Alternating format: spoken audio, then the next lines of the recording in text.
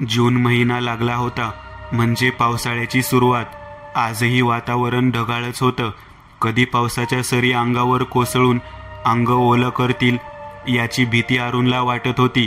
अमरावतीच्या धान्य मार्केटमध्ये आज त्याच्या शेतीला माल त्याने उतरविला होता व त्याच पैशात नवीन पेरणीसाठी त्याला बियाणे खरेदी करायचे होते. त्याचे काम जवळपास झाले होते. बियाणे खरेदी करून घेतले होते. गावातीलच परतणाऱ्या गाडीत ते बियाणे त्याच्या घरी जाणार होते. पण या सर्व भानगडीत त्याला रात्र झाली होती.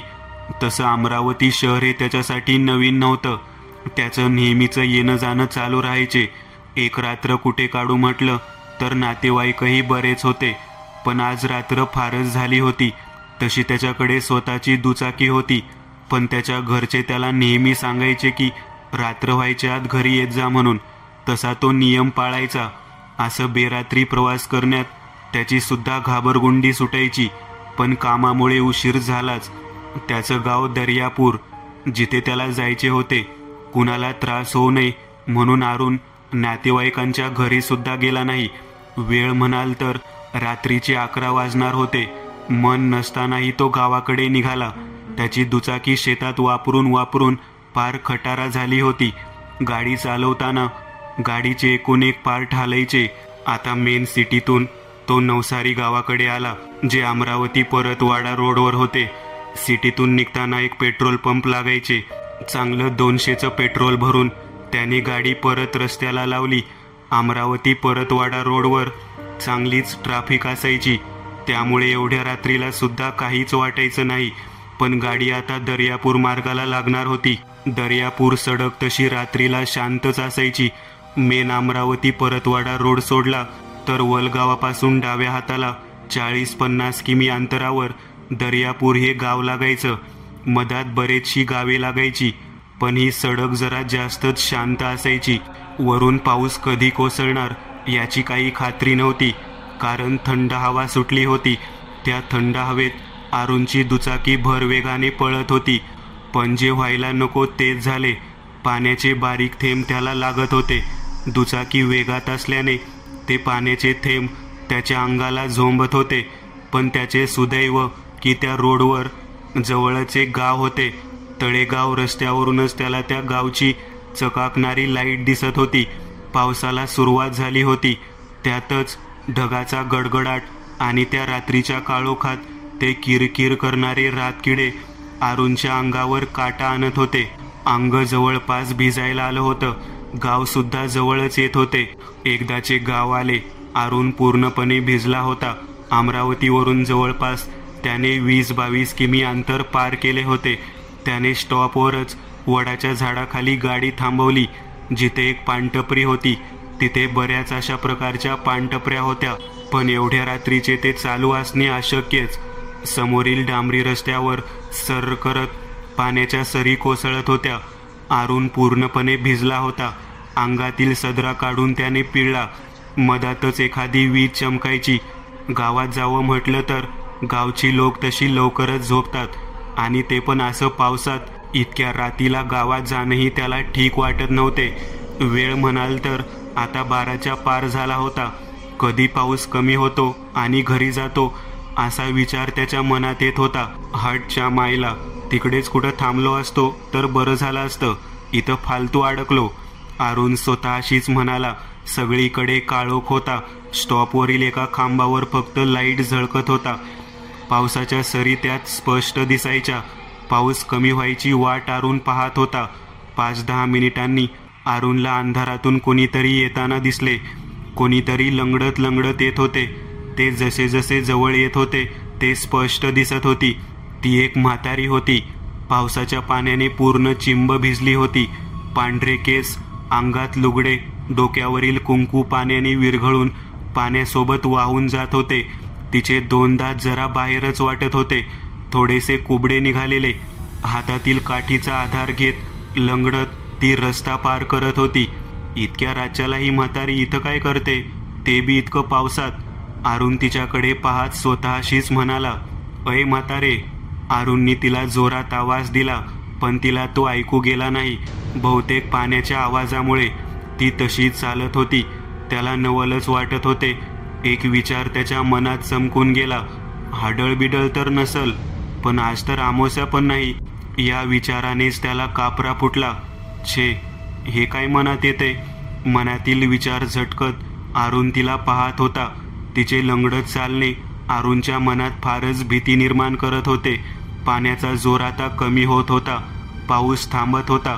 आता कुठे अरुणच्या जीवात जीव येत होता. त्याने गाडीच्या सीटवरील पाणी हातानेच दूर सारत गाडीवर टांग टाकली आणि गाडीची चावी फिरवली. त्याने सहजच त्या म्हातारीवर नजर टाकली. ती म्हातारी चालतच अंधारात जात होती. ती म्हातारी काहीच दूर गेली असेल, तोच धाडकन जमिनीवर घसरली. काहीशी ती कणत होती. एक विचित्रच आवाज ती काढत होती, रडण्याचा, जो त्या भयान काळोखात आता त्याला स्पष्ट ऐकू येत होता. अरुण फारच घाबरला होता. जाऊ दे, असू काय पण मला काय, घाबरत त्याने झटकन गाडीला किक मारली आणि गाडी चालू झाली. तो रडण्याचा आवाज अजूनही येत होता. त्याने झटकन गाडी रस्त्याला लावली, पण त्या म्हातारीचे रडणे त्याला अजूनही आठवत होते. गावठी माणसाच्या अंगात माणुसकीही जन्मताच असते. त्यामुळेच काय, त्याला त्या म्हातारीचे वाईट वाटत होते. त्या म्हातारीला काही झाले तर उद्याला पश्चाताप नको की आपल्या पुढे कोणीतरी अडचणीत होतं आणि आपण मदत केली नाही. अरुण विचार करत होता. त्याने परत गाडी त्या म्हातारीकडे वळवली. म्हातारी जवळपास उठण्याचा प्रयत्न करत होती. गाडी स्टँडला लावून अरुण तिच्याकडे आला. पूर्ण भिजलेली ती म्हातारी होती. थंडीमुळे ती कुरकुरत होती. तिचे रडणे आता थांबले होते. काय ग म्हातारे, एवढ्या रात्रीला अशा पाण्यात कुठे फिरते तू? आर पोरा घरी जात होते. कापतच तिने उत्तर दिले, गाव तर मागेच आहे ना, इकडे कुठे अंधारात जाते? होय, पण इकडे आहे माझं घर. अंधाराकडे बोट दाखवत ती म्हातारी बोलू लागली. अरुणने तिकडे पाहिले, पण अंधारात त्याला काही दिसत नव्हते. बरं चल, सोडतो तुला. हाताने उचलत अरुणनी तिला उठवले. तिचा एक पाय थोडा लहानच होता, म्हणूनच की काय ती म्हातारी लंगडत होती असा विचार त्याच्या मनात आला. त्याने खाली पडलेली काठी तिच्या हातात दिली. पडल्यामुळे म्हातारीला हाताला पायाला खरचटले होते. म्हातारे, दुचाकीवर बसता येईल का तुला? गाडीकडे वळत अरुण म्हणाला. म्हातारीचा त्याला काहीच आवाज आला नाही. त्याने मागे वळून पाहिले. म्हातारी एकटीच लंगडत त्या अंधाराकडे चालली होती. अरे अजबच आहे ही, सोडतो म्हटल्यावर एकटीच निघाली. आणखी कुठे अंधारात म्हातारी पडेल म्हणून अरुण तिच्या जवळ धावतच गेला. थांब, सोडतो तुला. तिचा हात धरत तिला तो तिच्या घराकडे नेऊ लागला. तुझ्या घरी बिरी आहे ना कोणी? अरुण तिला म्हणाला. होतं बाबा एक पोर, पण 5 वरीस झाले अजून घरी नाही आलं. 5 वरीस? होय, 5 वरीस कामाला होता शहरामध्ये. का? पण का नाही आला? लोक म्हणतात की मेला म्हणून तो कसल्याशा अपघातात. काय? अर, वाईटच झालं. अरुणला त्या म्हातारीबद्दल फार वाईट वाटत होते. त्यानंतर त्याने तिला काहीच विचारले नाही. ती वेळही नव्हती विचारायची. ते त्या अंधाऱ्या रस्त्यात चालत होते. नुकतेच पाणी आल्यामुळे जागोजागी पाण्याचे डबरे साचले होते. आता अंधारात अरुणला एक कौलावजी घर दिसत होते, पूर्ण अंधारात बुडालेले. त्या घराला मातीच्या भिंती होत्या, ज्या अर्धवट खचलेल्या वाटत होत्या. कसल्या घरात राहते ही म्हातारी? तो मनातच म्हणत होता. काय करतं पोरा, आता कसं बी राहावं लागतं, ती म्हातारी कणत म्हणाली. तिचे बोलणे ऐकताच तो भीतीने पाणी झाला. हिला कसं ऐकू गेलं? मी तर मनात बोललो, त्याला काही समजत नव्हते. असा विचार करताच त्या म्हातारीने त्याच्याकडे पाहिले आणि कसलीशी हसली. म्हातारीला त्याने त्या घराच्या दाराजवळ नेले. समोरील टपरी वजा दार उघडताच एक किळसवाना भपकारा त्याला आला. बरं म्हातारे, जा आता घरात, मी निघतो. पाऊस परत लागणार होता. दूरच विजा चमकत होत्या. घाबरतच तो पटापट तिथून निघून जाऊ लागला. काहीतरी भलतीच आहे ही म्हातारी, असं तो मनोमन म्हणू लागला. तो मोजून 20 पाऊल चालला असेल, तोच परत म्हातारी रडण्याचा आवाज येत होता. तिचे रडणे हे काळजाचे ठोके चुकवणारे होते. आता अरुणला त्याचे हृदयाचे ठोके स्पष्ट जाणवत होते. ते रडणे जरा जास्तच वाढू लागले. मधातच आकाशातून एक वीज चमकायची. परत खाली पडली की काय म्हातारी? अरुण म्हणाला. पण भीतीने आता त्याच्या मनात आता घर करायला सुरुवात केली. म्हातारी जरा अजबच आहे, पण जर भूतभीत असेल तर? नाही, ती भूतभीत नसेल. आज तर अमावस्या पण नाही. ती भूतभीत असती तर तिने आतापर्यंत मारले असते आपल्याला. नक्कीच म्हातारी पडली. विचार करत अरुण परत त्या म्हातारीच्या घराकडे निघाला. तो घराजवळ येताच तिचे रडणे थांबले. परत भीतीची घंटी अरुणच्या मनात वाजली. घराचा दरवाजा उघडा होता, पण आतील घर पूर्ण अंधारात होते. म्हातारे, ठीक आहे ना तू? बाहेरूनच अरुणने आवाज दिला, पण म्हातारीने त्याला उत्तर दिले नाही. आता अरुण घरात शिरू लागला. अंधारात त्या म्हातारीला आवाज देऊ लागला, पण पूर्ण घरात फक्त अंधार होता. तो थोडा आणखीन आत शिरला. त्याला काहीच दिसत नव्हते. आता त्याच्या खांद्याला काहीतरी लागले. त्या अंधारात त्याने हातानेच ते काय आहे हे पाहण्याचा प्रयत्न केला. थंड स्पर्श त्याच्या हाताला झाला. त्याने बरोबर चाचपून पाहिले. तो एक पाय होता, मानवी पाय. आता त्याची धडधड जास्तच वाढली होती. ते नेमके कोणाचे पाय होते त्याला समजत नव्हते. आकाशात एक वीज चमकली आणि तिच्या त्या पांढऱ्या प्रकाशात अरुणला समोर काहीतरी दिसलं. त्याचा चेहरा त्याने वर केला. घरातील लाकडी काठीला त्या म्हातारीचं शरीर लटकले होते. गळ्याला एक दोरखंड होता. तोंडातून जीभ बाहेर आली होती आणि डोळे जणू खोबणीतून बाहेरच पडणार असे वाटत होते. अरुणचा जीव घशात आला होता. त्याचे लक्ष त्या देहावरून हटत नव्हते. तोच तो नाटीवरील दोरखंड कचकच करत होता आणि एका क्षणात तो दोर तुटला. त्या म्हातारीचे थंड शरीर अरुणच्या अंगावर धापकन पडले. आता उरला सुरला जीवही अरुणच्या शरीरातून निघून गेला. सकाळी सकाळी काहीतरी बघण्याची घाई काही लोकांना होती. एक व्यक्ती पायातील पॅन्ट टोंग्यापर्यंत खोसत त्या गर्दीकडे जाऊ लागले. तो व्यक्ती गर्दीतून वाट काढत पुढे गेला. समोर एक मृतदेह पडलेला त्याला दिसला. त्याचे तोंड उघड्या स्थितीत होते. डोळे पूर्ण निळे पडले होते. त्या डोळ्यात भीती साफ दिसत होती. काय हो, काय झाले?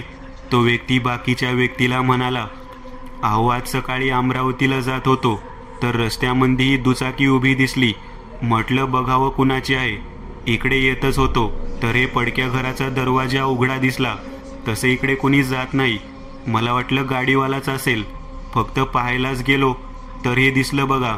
त्या मृतदेहाकडे पाहत तो दुसरा व्यक्ती घाबरत म्हणाला. अहो पाटील, तुम्हाला माहीत कसं नाही? इथं आधी लंगडी म्हातारी राहत होती. माहीत नव्हतं तुम्हाला? 5 वर्ष झाले तिला मरून. तिचा मुलगा अपघातात मेला आणि एकुलता एक पोरगं मेलं म्हणून त्याच दिवशी गळफास लावला त्या म्हातारीने तिच्या या घरात. तेव्हापासून कुणाला ना कुणाला ती म्हातारी दिसते. रातच्याला इथंच तिचं रडणं कणणं मी सुद्धा ऐकलंय, पण कधी इकडे आलो नाही मी. त्या गर्दीतील एक तिसरा व्यक्ती म्हणाला. नमस्कार मित्रांनो, ही घटना मी 21 वर्षाचा असतानाची आहे. तेव्हा मी आर्मी भरतीसाठी रोज सकाळी रनिंग प्रॅक्टिस जात होतो. माझा मित्र भूषण माझ्या सोबतीला असायचा. बाकी बरेच जण असायचे. महिना नोव्हेंबरच्या थंडीचा होता. मला सकाळी लवकर उठता यावे म्हणून मी माझ्या घरच्या गायवाड्यात झोपायचो. त्या दिवशी सुद्धा मी मोबाईलमध्ये 5 वाजताचा अलार्म लावून झोपलो होतो. गायवाडा जरा लहानच होता. त्याला आजूबाजूला कुडाचे आवार होते आणि समोर त्याला टपराची फाटकी होती. थंडी जास्त असल्यामुळे मी बाजेवर जाड पांघरून घेऊन झोपलो होतो. तोच मला झोपेत माझ्या नावाने ओरडण्याचा आवाज येत होता. त्या आवाजाने मी जागा झालो. भूषण माझा मित्र मला आवाज देत होता. मी पूर्ण जागा झाल्यावर मोबाईलात बघितले. रात्रीचे 2 वाजणार होते. मी उठूनच त्याच्याकडे गेलो आणि त्याला म्हणालो, काय रे, काय झाले? एवढ्या रात्री का आलास तू? भूषण म्हणाला, अरे आज लवकर जाऊ रनिंगला. मला उद्या बाहेरगावी जायचे आहे. मी त्याला म्हटले, अरे तू पागल झालास का? रात्रीचे फक्त 2 वाजले आहेत. ह्या टायमिंगला कोण जाते रनिंगला? अरे खरंच भावा, मला उद्या बाहेरगावी जायचे आहे म्हणून म्हणतोय. मी त्याला म्हटले, मग राहू दे आजच्या दिवस, उद्याला जाऊ. तर तो म्हणाला, नाही यार, भरती जवळ आहे, प्रॅक्टिस मिस व्हायला नको. मी म्हटलं त्याला की एवढ्या रात्री कशाला, रोजच्या टाईमवरच गेलो असतो ना, इतक्या लवकर का? तर तो म्हणाला, अरे लेका 6 वाजताच जायचे आहे. मलाही त्याचे बोलणे पटले नव्हते, पण माझा जवळचा मित्र असल्यामुळे मला त्याला नाही म्हणता आले नाही, पण थोडे विचित्र सुद्धा वाटत होते. मी माझा रोजचा शूज घालून तयार झालो. आम्ही रोज बैगावच्या डांबरी रस्त्याने रनिंग करायचो. रोजच्या प्रमाणे आजही दोघे त्याच रस्त्याने जात होतो. दोन्ही बाजूने शेत असल्यामुळे फक्त अंधार दिसत होता आणि रस्त्याच्या बाजूला असणारी झाडे शांत होती. रातकिड्यांचा आवाज मात्र खूप होता. थंडीही खूप होती. पण जशी रनिंग चालू केली, आता शरीर गरम होत होते. किमान एखादा किलोमीटर आम्ही रनिंग केली. माझ्या शरीरातून आता घामाच्या धारा वाहत होत्या. इतक्या थंडीतही आम्ही तसेच आणखी धावत होतो. पण एक गोष्ट मात्र मला खटकत होती. एवढा वेळ भूषण फक्त शांत होता. तसा तो काही ना काही बोलत असे, पण आज मात्र काहीच बोलत नव्हता. त्यातच आणखी आज तो माझ्या मागे मागे धावत होता. याआधी तो नेहमी माझ्या पुढे असायचा. मी थांबलो आणि त्यालाही थांबवले. मी त्याच्याकडे बघताच एक धक्का मला बसला. मी एवढा धावून माझे अंग घामाने चिंब भिजले होते, पण भूषणचे शरीर मात्र अजूनही तसेच वाटत होते, थंड. मला काय होत आहे समजत नव्हते. मी काहीही न बोलता परत धावू लागलो. पण आता भीतीसारखे वाटत होते. काहीतरी विचित्र अंगाला स्पर्श केल्यावर जसा अंगावर काटा येतो तसेच मला वाटत होते. आम्ही बराच वेळ धावत होतो आणि एका रोजच्या जागी थांबलो, जिथे काळ्या मारुतीचे मंदिर होते. तेच आमचे शेवटचे ठिकाण असायचे. तेथेच थोडा आराम करून आम्ही परत घरी जायचो. त्याच्या थोड्या दूरच एक मोठे पाण्याचे तळे होते. कधी कधी आम्ही त्यात पोहायचो सुद्धा, पण इतक्या रात्री नाही. मी मंदिराकडे जातच होतो. तोच भूषण म्हणाला, अरे थांब ना, मंदिरात नंतर जाऊ. चल ना, आलोच तर तळ्यावरून चक्कर मारून येऊ. असंच. मला त्याचे बोलणे आज वेगळेच वाटत होते. आज असा हा वेड्यासारखा का बोलतोय याचेच नवल वाटत होते. आपसुकच भीती निर्माण होत होती. मी त्याला म्हणालो, अरे मी थकलोय, उद्याला जाऊ तिथे. तोच तो म्हणाला, तुला चल म्हटलं ना. तो आवाज ऐकताच माझी फाटली. एक विचित्रच आवाज होता तो, थोडासा भारी, एका पुरुषासारखा. माझे हृदय आता जास्तच धडधडत होते.